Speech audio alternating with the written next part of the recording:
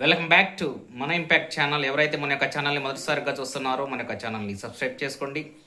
తప్పనిసరిగా వీడియో చూస్తున్నటువంటి వాళ్ళు ప్రతి ఒక్కరు లైక్ చేయండి.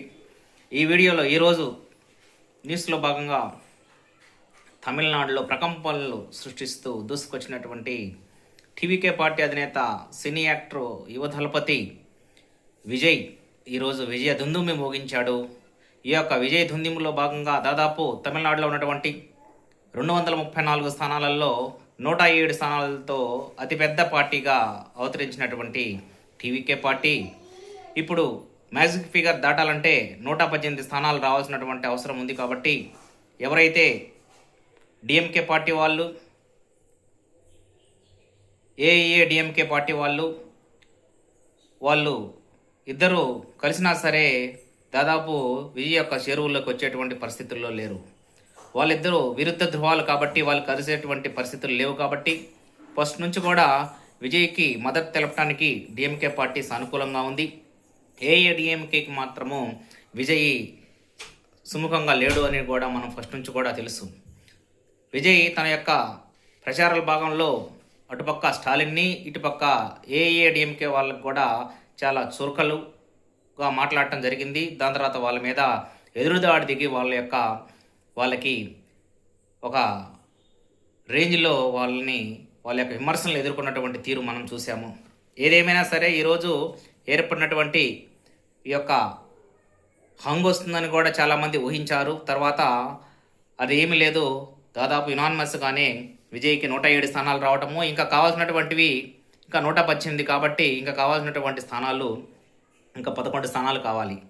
కావున కాంగ్రెస్ పార్టీ వాళ్ళు సానుకూలంగానే టీవీకే పార్టీకి మద్దతు ఇస్తామని ముందుకు రావటంతో దాదాపు పీవీకే పార్టీ కూడా ఏదైతే ఉందో ఇంకొక పార్టీ వాళ్ళు కూడా ఈ యొక్క విజయ్కి మద్దతు ఇవ్వడానికి రెడీగా ఉన్నారు. వీళ్ళ యొక్క మద్దతుతోటి దాదాపు అది పెద్ద పార్టీగా కూడా తమిళనాడులో అవతరించబోతున్నాడు టీవీకే అధినేత విజయ్.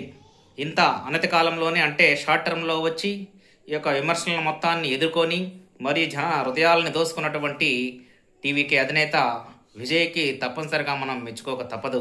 ఎందుకంటే 1983లో ఎన్టీ రామారావు సోలోగా వచ్చి దాదాపు రాష్ట్రం మొత్తం సుడిగాలి పర్యటన చేసిన తర్వాత, అంటే అంతకుముందు ప్రజల యొక్క ముప్పు పొందినా సరే ఆ యొక్క పర్యటనతోటి దాదాపు జన సమస్యలు మొత్తం తెలుసుకొని అప్పుడు యునానిమస్గా అతను సీఎం కావటం జరిగింది.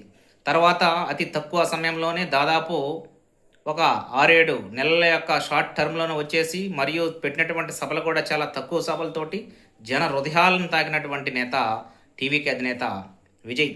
ఎందుకంటే అతని యొక్క ప్రసార శైలిలో భాగంగా అతను చెప్పవలసినటువంటి మాటలను సూటిగా, అతనికి విమర్శించవలసినటువంటి విధానాలను సూటిగా విమర్శించి ప్రజలకు ఏం చేస్తామో, ఎలా మేలు చేస్తామో, ఎలా అన్యాయం జరిగింది, ప్రతిపక్షాలు ఎలాగైతే ప్రతిపక్షాలు ప్రజలను ఎలా మభ్యపెడుతున్నారో వీటన్నిటినీ కరెక్ట్గా సూటిగా ప్రజలకి అందే విధంగా చెప్పినటువంటి తీరు ప్రజలను ఆకట్టుకున్నాయి. అతని యొక్క తీరు, అతని యొక్క మాటలను నచ్చినటువంటి ప్రజలు అతనికి పట్టం కట్టడం జరిగింది. దేశ విదేశాల నుంచి మరియు యువత అయితే చాలా ప్రభావితమయ్యారు విజయ్కి. ఎందుకంటే దాని తర్వాత డిఎంకే పార్టీకి ఏఐఏడిఎంకే పార్టీల వల్ల విసిగిపోయినటువంటి ప్రజల యొక్క తమిళ ప్రజలు తప్పనిసరిగా విసిగిపోయారని కూడా మనకి అర్థమవుతుంది ఈ యొక్క రిజల్ట్ తోటి. తప్పనిసరిగా కొత్త పార్టీ కోసం ఎదురుస్తున్నటువంటి తరుణంలో ఒక ధృవతారలాగా వెళ్ళినటువంటి విజయ్ని చూసి వాళ్ళు విజయ్ మీద నమ్మకంతో మాకు న్యాయం చేస్తాడు, మమ్మల్ని ఆదుకుంటాడు అనేటువంటి ధోరణిలో వాళ్ళు ఓటు వేశారని కూడా అర్థమవుతుంది. ఎందుకంటే దాదాపు 82 నుంచి 85% దాకా ఓటింగ్ నమోదైన రోజే ఇది భారీ మార్పు కోసం రాబోతుంది అని కూడా అంచనా వేయగలిగాము.